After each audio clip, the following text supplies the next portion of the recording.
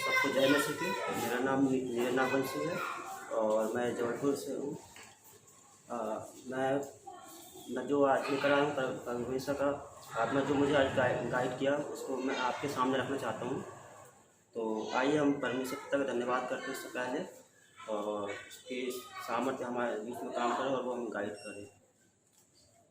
धन्यवाद करते पिता परमेश्वर, राजा धन्यवाद देते प्रभु से हमें एक बार फिर से जाकर चरणों निकट आते प्रभु से पिता अपने आप को तीन नम्र करते पिता परमेश्वर चलो, लेकिन पापी मनुष्य पिता परमेश्वर से सहयोग के लिए पिता परमेश्वर कोई आपके समक्ष प्रभु से आपके से आप कई बार सकता अपने आप को तीन नम्र करते प्रभु से उन पापों को मानते हुए प्रभु आपके समक्ष धन्यवाद हमेशा कर आपका आत्मा को गाइड करे। तो बचन प्रभु आपने हमें दिया पिता परमेश्वर इसके द्वारा प्रभु जी आपकी महिमा होने पर धन्यवाद सारा आदमी आपको चाहिए।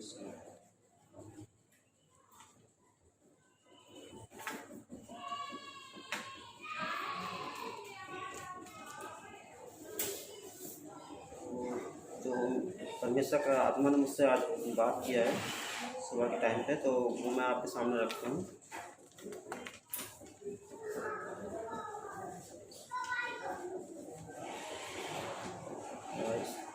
टॉपिक है याकूब का सपना, मतलब याकूब ने एक सपने देखा, उसके बारे में कुछ बताना चाहता हूँ। हम पढ़ेंगे उत्पत्ति अध्याय 28 से 28 का 10 से 15 तक।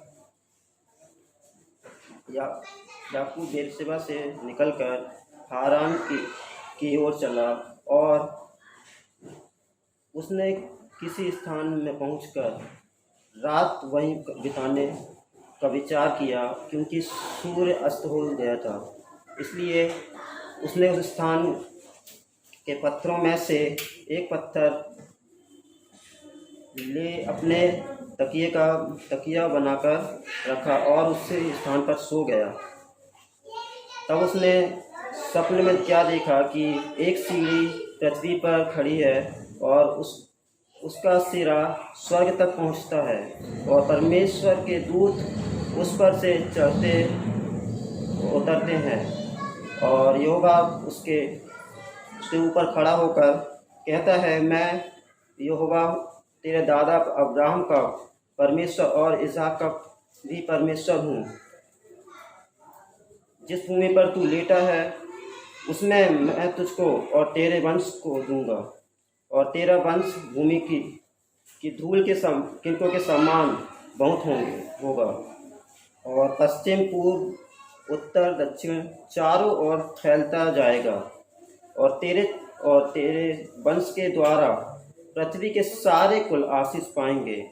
और सुन, मैं तेरे संग रहूँगा और जहाँ कहीं तू जाए वहाँ तेरी रक्षा करूँगा और तुझे इस देश में लौटा ले आऊँगा।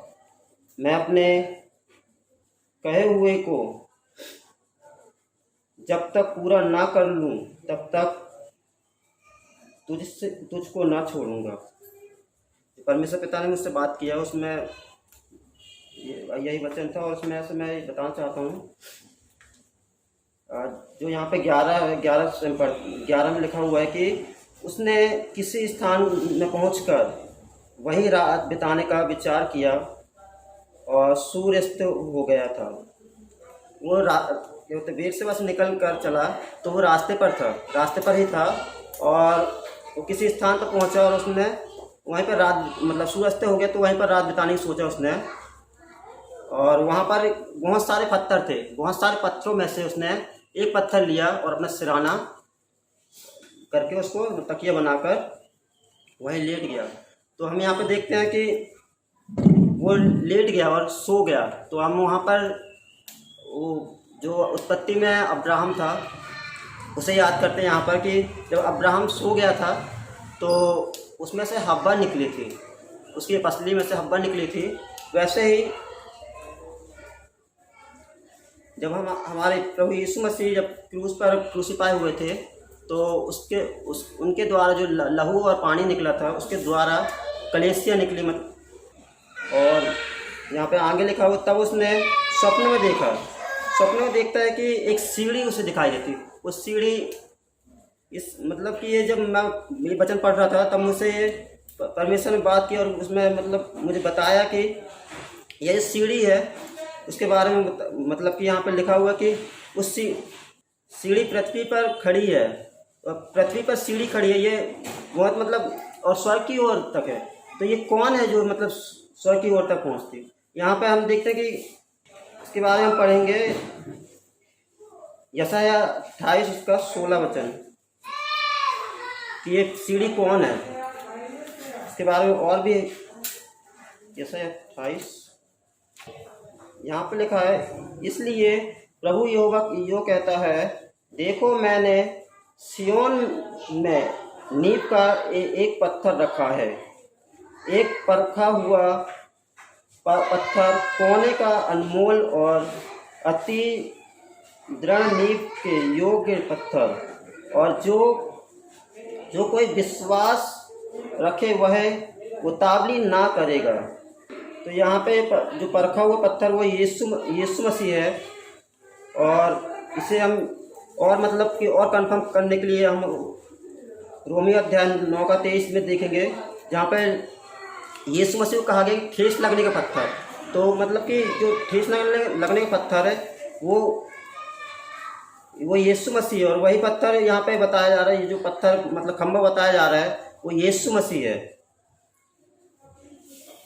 और हम इसके आगे देखेंगे पहला पत्रस 2:4 से 8 तक। पहला पत्रस दूसरा अध्याय 4 से 8 तक हम पढ़ेंगे। उसके पास आकर जिसे मनुष्यों ने तो निकम्मा ठहराया, परंतु परमेश्वर के निकट चुना हुआ और बहुमूल्य जीविता पत्थर है, तुम भी आप जीवित पत्थरों के समान आत्मिक घर बनाते जाते हो, जिससे याजकों का पवित्र समाज बनकर ऐसे आत्मिक बलिदान चढ़ाओ जो यीशु मसीह के द्वारा परमेश्वर को ग्रहणीय है। इस कारण पवित्र शास्त्र में भी आया है, देखो मैं सिय्योन में कोने के सिरे का चुना हुआ और बहुमूल्य पत्थर धरता हूँ, और जो कोई उस पर विश्वास करेगा वह किसी रीति से लज्जित ना होगा। तो यहाँ पर हमने देखा कि यीशु मसीह को कोने का सिरे का पत्थर कहे और जीविता पत्थर कहे, मतलब कि जीविता और सच्चा पत्थर वो यीशु मसीह, वो जो चट्टान जो जिसने याकूब ने अपने सिराने रखा हुआ था वो यीशु मसीह है। और जो हमारा यीशु मसीह उसे मतलब क्रूस पर चढ़ाया गया था। यहाँ पर हमें एक चैप्टर और में जाते हैं, यूहन्ना 1:51 अध्याय, जहाँ पर साफ बताया गया है कि जो सीढ़ी है उसके बारे में। फिर उसने कहा, मैं तुमसे सच सच कहता हूँ कि तुम स्वयं को स्वर्ग को खुला हुआ और परमेश्वर के स्वर्गदूतों को मनुष्य के पुत्र पर उतरता हुआ और उसके ऊपर जाते हुए देखोगे। हालेलुया। पर यहाँ पे लिखा हुआ है कि मनुष्य के पुत्र के ऊपर, मतलब कि जो सीढ़ी है वो यीशु मसीह, हमारा जो मनुष्य का पुत्र के रूप में जन्म लिया वो यीशु मसीह, वो उसके ऊपर स्वर्गदूत चढ़ते और उतरते हैं, वो सीढ़ी यीशु मसीह है। तो मैं जो आपको बताना चाहता हूँ वो यही था। और जो सीढ़ी याकूब को दिखाई देती वो एक्चुअली में जो यीशु मसीह का जो क्रूस है, और वो जो हमें स्वर्ग तक लेके जाती है। यदि हम यीशु मसीह विश्वास करते हैं और उसके रास्ते पर चलते हैं तो हमें वो यीशु मसीह के द्वारा परमेश्वर के पास ले जाने का एक सच्चा मार्ग है। वो यीशु मसीह हमारा परमेश्वर पिता है। सभी को जय मसीह की।